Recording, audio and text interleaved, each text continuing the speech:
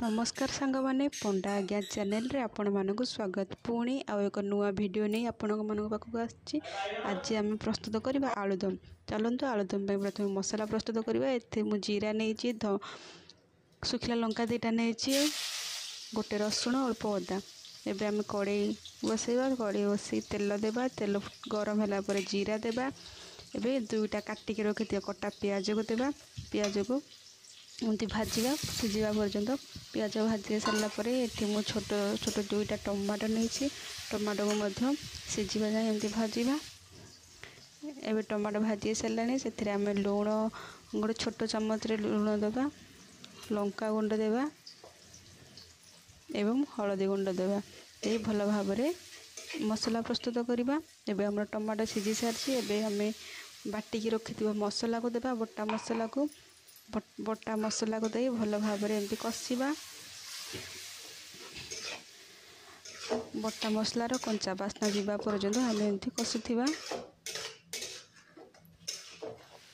एवं मसलार तेल बाहरी आसलानी देखिपे। एबे से आम धनिया गुंड गोटे चामच पकेबा, चिकेन मसला गोटे चामच पकेबा।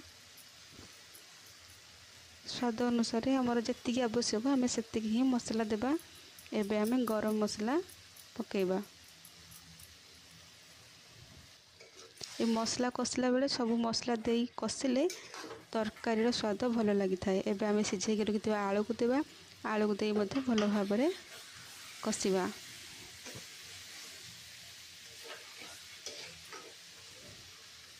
आलू एबे कषि गला भल भाव। एबे आम से पानी देबा, अल्प बेसी देबानी जेहेतु आम आलुदम करुचे आमर आलू को देखिए पानी देबा। ये मु 300 ग्राम आलू नहीं से गोटे छोट ग्लास रे पानी देबा।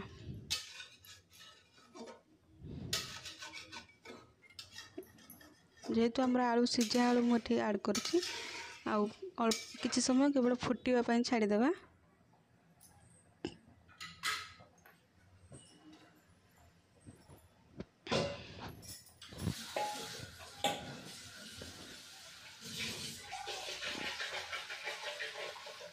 एबे आस्ते आस्ते फुटिबा को लगुच।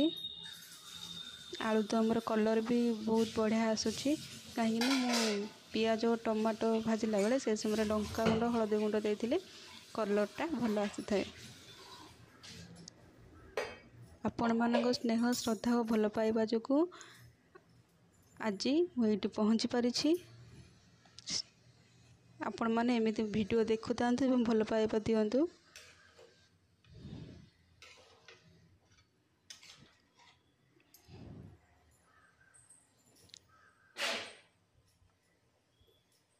एबे आस्ते आस्ते फुटिबा को लगुच।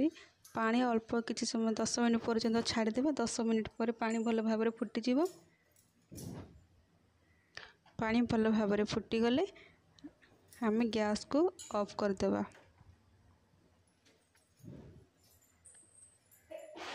आजिर वीडियो को एठी रखुची, पुणी देखाबो आसंता काली नुआ वीडियो नहीं। नमस्कार। यदि आपण मानक मोर ये रेसिपी भल लगी था तो निश्चय चैनल को लाइक करेंगे, सब्सक्राइब करेंगे। धन्यवाद।